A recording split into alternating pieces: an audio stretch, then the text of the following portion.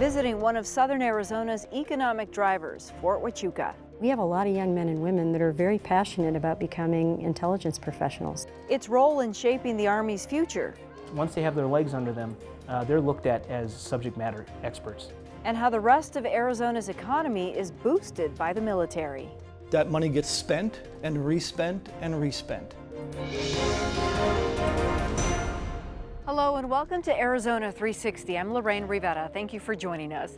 This week we're at Fort Huachuca, one of the state's largest military installations and Cochise County's biggest employer. I sat down with the post's new commander to learn more about its mission. First, some facts about the fort. In the foothills of the Huachuca Mountains, the Army created Fort Huachuca in 1877 as a temporary camp where soldiers fought against Geronimo and the Chiricahua Apaches.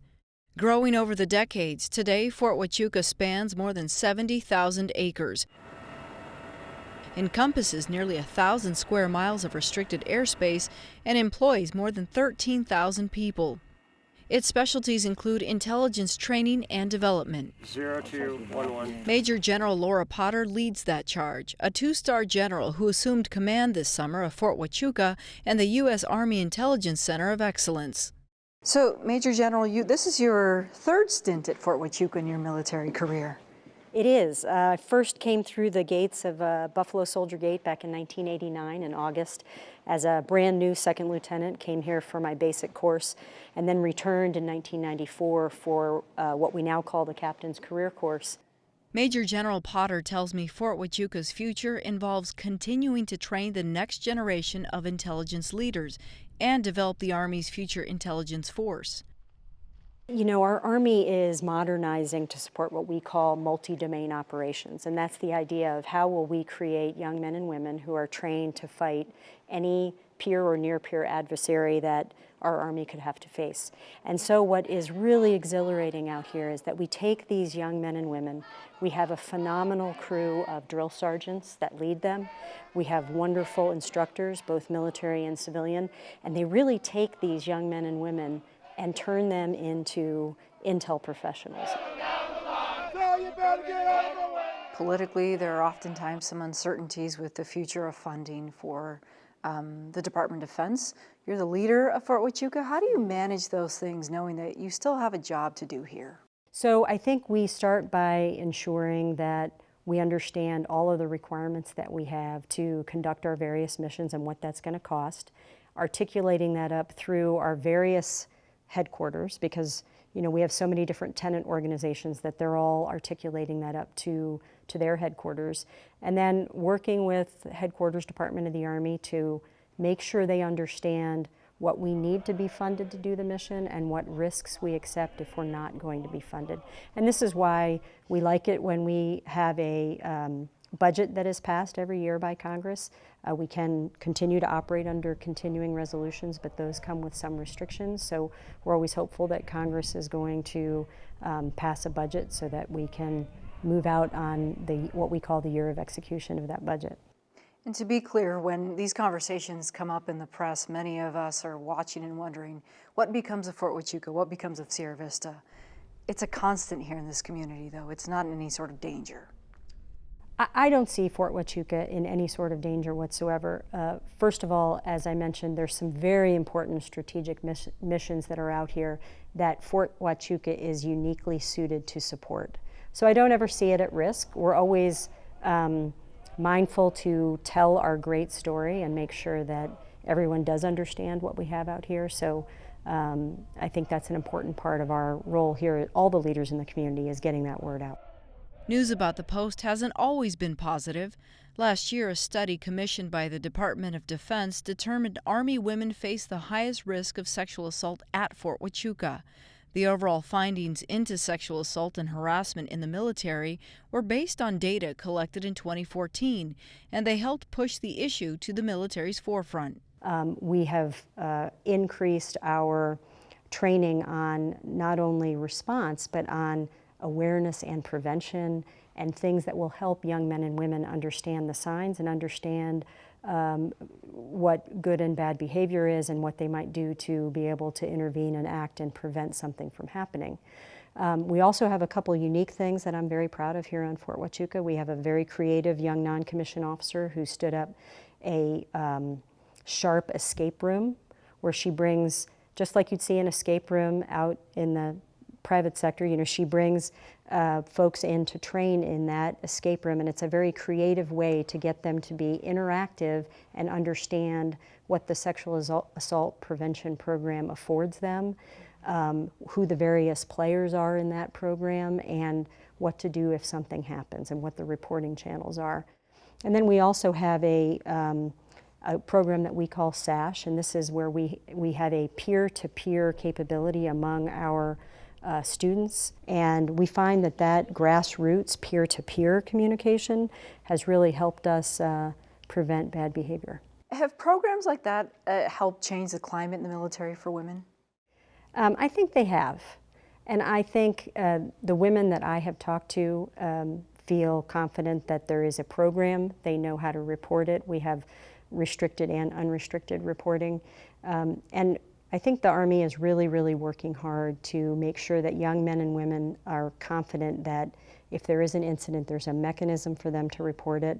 There's a process for us to take care of that victim. And then on the medical and legal side, we've put things in place to ensure that we have experts who understand how to deal with that type of scenario. Recruiting's not a problem, attrition is low. What do you attribute all that to? The vast majority of professions you could find in the private sector exist in the United States military. You can be a scientist, you can be an astronaut, you can be a doctor, you can be a chaplain, you can be an intel professional. And we have a lot of young men and women that are very passionate about becoming intelligence professionals. It's a really fascinating field. Our Chief of Staff of the Army, General McConville, has just signed out an Army People Strategy, and that Army People Strategy is very focused on talent management in the 21st century.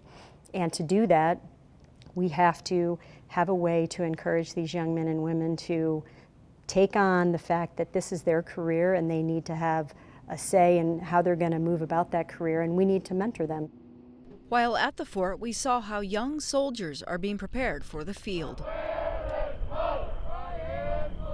At Fort Huachuca, these soldiers are part of the 111th Military Intelligence Brigade, and this is the 305th Battalion, the largest training squadron on post.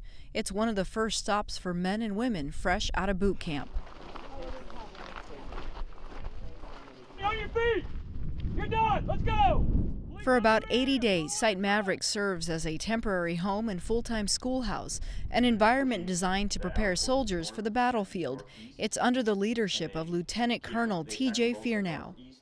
We are so large because of the profession that we're training.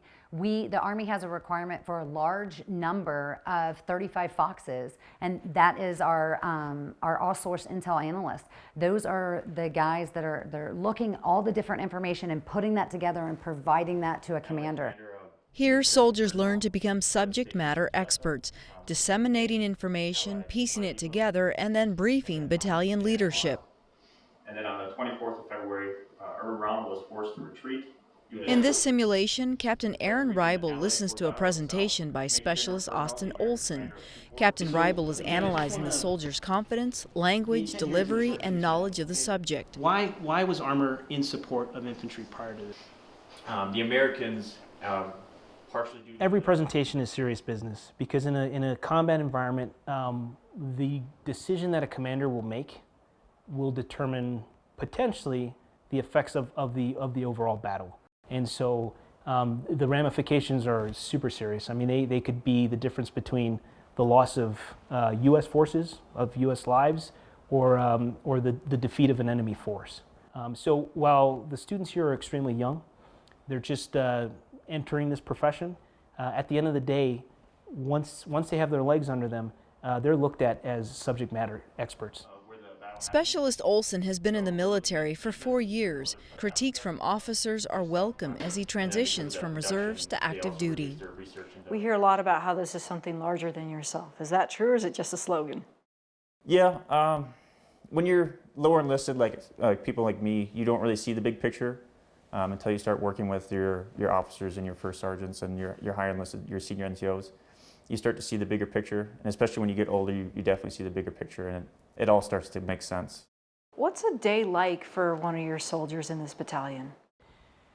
I would say pretty busy. So they don't get a lot of downtime, and it's designed to be that way. So what we're trying to do is we're trying to provide them with as much information, as much training and mentorship as possible, and stress them to a degree, because that simulates what they're going to be faced with in a garrison environment, but more importantly in a deployed environment. A little bit of gravy left. On this particular day, there's some downtime as soldiers eat a hot lunch and our crew gets a first-hand look at their home away from home. They spend a good majority of learning their profession in a building. It's a schoolhouse, a campus. They're learning their job.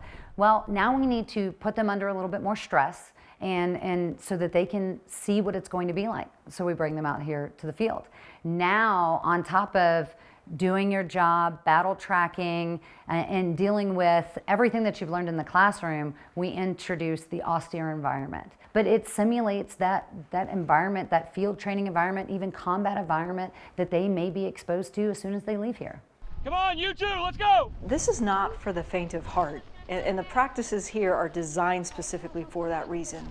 As you said, to apply some stress for real-world application. That's right. So for a lot of them, it's a shock, depending on where they're coming from, what experiences they've had in high school. In some cases, you know, they haven't necessarily had a whole lot of structure in their lives. Obviously, we wouldn't be able to do the job we do without structure. And so our entire profession is built on discipline and understanding where that structure lies so that we can be efficient in our work. And this is kind of a microcosm of the Army as a whole. But we're taking a very disparate group and we're creating a community. We're creating a community that is solely focused on defending this country. For about 1,000 service members and their families, Fort Huachuca is home. The post has about 1,100 housing units. Living conditions at privatized military housing came under national scrutiny earlier this year. The Department of Defense told a congressional subcommittee it was taking steps to address thousands of complaints raised by families across all branches. While concerns are widespread, they have not extended to Fort Huachuca. We learned more about how the post manages housing, and one family let us into their home. This looks like any other neighborhood, and it is, except these houses are homes to soldiers at Fort Huachuca and their families. This 3-bedroom is home to the Perez family. Arnoldo's a sergeant first class. He shares the space with his wife Amneris and their 2 kids. In the Army for nearly 16 years, they've lived in Germany, El Paso, and Hawaii. The couple's from Puerto Rico and says Fort Huachuca feels a lot like home. I think feel secure. I feel secure. Me, my kids, and my husband is out. I feel it's a nice place to live. The accommodations, schools, playgrounds, and I feel something breaks or gets damaged, I can be able to call maintenance and they're able to come right away and get it fixed. And that's happened where they've responded very quickly to you? Yeah, it happened. One time my dishwasher broke, he wasn't here. So I have to, let me call to see when they can come. I was honestly expecting them to come next day. They're like, no, we will be right away. So in 30 minutes they were here. Arnoldo, there's a peace of mind for you too, knowing that if you have to deploy or something, that there's a helper to make all this happen for your family. Oh yes, there's always been. I don't have to worry about if anything breaks, that I have to pull out a $2,000 credit card debt or a loan at last minute. Every soldier earns a basic housing allowance. Depending on rank, it varies between $800 and nearly $1,600 a month, which covers rent, utilities, trash service, and maintenance support. Arnoldo says management went above and beyond for his family. Every state requires you to have an address to even attempt to register kid to a school. Then giving me an address 2 months prior, that was like the peace of mind. Like, I can register my kids now. I don't have to wait until the last second. Shelley Sorecki and Dale Benth are charged with ensuring families can live on post worry-free. Sorecki's with Mountain Vista Communities, which is part of the Michaels organization, a national private company on a 50-year contract to provide housing on post. Benth is a housing manager for the Army. He oversees Mountain Vista Communities' commitment to Fort Huachuca. We make sure we do it from a standpoint where we look out for the soldiers and their families. The service member, yes, he has his mission, so even if he gets deployed, we want to be there for the spouse and the kids. To live here, soldiers must be active duty with families. There's a waiting list. We're a little over 98% occupied right now, so demand for housing is great, but at some point we're going to be able to house them. Sometimes they take short-term leases in town, sometimes they stay in a hotel for a little extended period, but we do everything we can to house them. Despite the spotlight shown on military housing across the country, Fort Huachuca leads the way in caring for and maintaining properties locally. There's a lot of reasons. Our environment is great. We don't have the environmental issues that some other sites might have just because, you know, it's a dry climate here. Our homes were built from 2003 through 2012. Our homes don't have lead-based paint except for maybe our historic homes. We just don't have the environmental issues that some other sites might be facing. So there's a lot of stress being a husband, a father, a soldier. Do you think you can focus more easily on the things that matter because of programs like this? Oh yes, and I'm a person that I like to plan, so typically when I know I get notification, you going to this place, the moment I get notification within 24 hours, I already schedule everything that I need to do. And programs like this help me to get to those without too much trouble. A peace of mind that allows this family to focus on what really matters. Me as a housewife, I have to think, okay, you know, if he's gone, how can I, you know, what things do I have to do in order to keep the house running? And I feel like having that support system helps me feel more confident and less stressful, being happy and continue as an Army wife. Beyond the boundaries of the fort, its estimated economic impact in southern Arizona nears $2.9 billion annually. After opening in the late 19th century, as Fort Huachuca's foothold strengthened, it helped give rise to Sierra Vista. The city officially incorporated in the 1950s and is now Cochise County's largest municipality, with a population of more than 44,000. City officials say what happens at the post ripples throughout the community. Larry Porto is on the front lines of protecting their relationship. A retired Army colonel and the former garrison commander of Fort Huachuca, he now serves as president of the Fort Huachuca 50. So tell me about the mission of the Fort Huachuca 50. Fort Huachuca 50's mission is very succinct and it's short. It's to support and defend the missions of Fort Huachuca in support of the community. That's it. How so? What does that look like? That looks like being engaged. It's being engaged on threats to the missions on the fort, and those kind of come in two big flavors. The Huachuca 50 was formed 32 years ago now in response to the first round of BRAC. So every time one of those comes along, that's a key driver for what we do. And the other issue that we watch for is business and mission stationing decisions that come out of the Pentagon, and those are the ones that can kind of pop up as a surprise. A BRAC, or base realignment closure, occurs when Congress gives the Pentagon permission to reorganize its base structure. A BRAC in 1991 directly impacted Arizona with the closure of Williams Air Force Base in Maricopa County. When you deal with any large organization doing data collection on a large action like a BRAC, it can get distorted and simply be incorrect sometimes. And we believe that when people have correct information about Fort Huachuca and understand what the diverse things that go on here, that better decisions will be made about the fort, and that in turn protects it because it's a unique capability that's here. Does the Department of Defense understand how valuable Fort Huachuca is in the state of Arizona? I think they do now more than they have in the past. When I was here in the early 2000s, there were people that we found that didn't even know what Fort Huachuca was or where it was.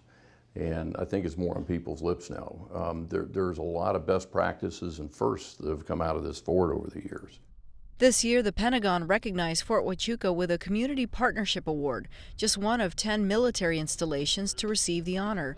The fort and city have spent years integrating, and some of the services Sierra Vista provides on post include ambulance service, library services, and trash collection. Porteau says the cost savings ultimately benefit taxpayers. You're a retired Colonel, Garrison Commander here. You stayed here. It's common for soldiers to remain in this community. What has that been like for the families who come here and think they're going to leave and then they stay and it becomes a true community? It's interesting. I think people have in their mind military, I'm going to go retire in my hometown. I'm going to go here, I'm going to go there. And we were in that boat too for a while. And then you come spend time here, and even if you leave and you realize, you know, I miss that place. And I think that draws people back. And I think the draw is what you see outside the window here, just the beauty of the place, the climate, the support structure in the community. It's a community that people can exercise a sense of independence in more so than you can other places, particularly if you live out in rural areas. Got to be a little more self-sufficient. And that's attracted to people. So you get a lot of military come back here, and not just necessarily from the Army, from all the services, people that are exposed to this, they'll come here. Fort Huachuca is one of several major military installations in the state, including Davis-Monthan Air Force Base in Tucson, Luke Air Force Base in Maricopa County, and the Marine Corps Air Station in Yuma. That's in addition to more than a dozen other smaller military assets and National Guard operations. All told, the military supports tens of thousands of jobs and generates hundreds of millions of dollars in tax revenue. That's according to a 2017 study about the military's economic impact in Arizona. The report came from the McGuire Company, a public policy consulting firm. The company's president, Alan McGuire, joined me in studio to explain the findings. Take me back. This study took place a few years ago, but what did it tell you about the military's economic impact to the state of Arizona? Right, so this is the third study. We did one first with fiscal year 2000. This was fiscal year 2014, so almost 15 years later. What we saw was that almost $11.5 billion of total output is produced in the state of Arizona because of our 10 facilities all over the state. And it's over 75,000 jobs, so it's a huge industry. We don't think of it as an industry, but it contributes to our economy in many, many ways. Huge impact. $11 billion is a lot of money. It's a lot of money. How does that translate into what the taxpayers, the community of the state can actually see and feel? It really affects every aspect of Arizona's economy because it brings billions of dollars into the state. That money gets spent and respent and respent. And the majority of the spending is actually by the suppliers that sell things to the bases and then their employees when they go out and buy groceries and cars and houses and all kinds of goods. What have studies like yours actually done for some of the key stakeholders here, the government, private sector? You bet. The first study was done in anticipation of a base closing commission, and there was concern that one of our bases would be closed. And we've seen that in other states, when bases are closed, the impact can be very negative on the communities. So a bunch of mayors got together, decided they wanted to take a look at all of the bases together as a single study. It was the first time it had ever been done in the country, and it shocked everybody. It shocked me as an economist. I had no idea. 30 years in this business, I had no idea that the impact of the bases was as much as it is. And so it raised their profile tremendously. It led to state legislation protecting the airspace around the bases, and it led to an awareness that you can't encroach on these facilities because if you do, you endanger them and they may be closed and go away. In Arizona, every time we hear of a BRAC coming, there's always a fear. But it can be a good thing for the Department of Defense to sort of look at it and realize this is where we can become more efficient. Absolutely. BRACs are very efficient, although they have gotten better. They learned in the very first round of BRAC cuts that they closed some facilities they could never get back. Things, rare gems that had been protected for decades and centuries, that when they gave them away, they went, oh, we'd like to have that back. And we have a couple of those here in Arizona. There's maybe three that are most notable. The first one is Fort Huachuca. That is the electronic testing area down there. It's a unique airspace. We can do testing that we can't do any place else in the world. The second one is the Barry Goldwater Range, which is a huge, safe bombing range along the southern border of the state. It's free of commercial air traffic. One of the only spaces in America that's free of commercial air traffic. And the third one is the Yuma Proving Ground, which is a huge artillery facility on the west side of the state. It's the largest testing facility in the world of that kind, and they're responsible for all the military testing facilities around the world. Let's talk about contractors, recessions. All those things can affect the economy, but when Congress passes a budget that says, don't worry, we've got you covered, we may not see those effects right away? Well, in a sense, the military doesn't move by the same cycle that the regular economy does, right? The economy goes up and it goes down, and it goes up and it goes down on a regular sort of routine cycle every 8 to 10 years. But the military is built up based upon international defense priorities. What do we need to do? Because we train both American sailors and soldiers here, but also worldwide training. And so that industry follows a different cycle. So sometimes when the regular economy is going down, the military economy is going up. That's very helpful to have a countercyclical industry in Arizona like that. Paint a picture for me. Without military installations in Arizona, what does this state look like? Our economy would be smaller, but you have to remember this is such a dynamic state. We are growing so much. We would clearly, deeply miss the military. It would not crush us. There are some smaller states where the loss of their bases would be devastating to them. It would be damaging to Arizona, but it wouldn't be a death knell. But we certainly don't want to lose them. Back at Fort Huachuca at the U.S. Army Intelligence Center of Excellence, I learned more about Major General Potter's career in the military. She's a wife and a mom, and the second woman to lead this post. I think that the Army has done a great job promoting women. You know, we now have all of our military occupational specialties open to women. So while I am the second female commanding general, I really just feel like the next in a series of commanding generals that really are all mentors to me. The first female commanding general, Major General Fast, is still one of my mentors. Fort Huachuca is a testament to diversity. For the first time in its nearly 150 years, two women who are both two-star generals are serving simultaneously on the installation. Major General Potter and Major General Maria Barrett, who leads the U.S. Army's Network Enterprise Technology Command. While the feat is historic, Major General Potter doesn't dwell on her own ascent through the ranks. Instead, she's focused on the Army's mission and guiding the thousands of soldiers under her command. First and foremost, our core mission as an Army will always be to fight and win the nation's wars. And because it is very difficult to predict what a peer adversary may try to do to challenge us as a nation going forward, that it is our obligation and commitment to make sure that we are developing the best possible intelligence professionals that we can develop here at Fort Huachuca. And I think that we want the rest of the Army to have confidence that the intelligence soldiers they're receiving after they're trained here at Fort Huachuca are going to help them win those nation's wars should we ever be called upon to do so. That's all for now. Thanks for joining us. To get in touch, visit us on social media or send an email to arizona360@azpm.org. We'll see you next week.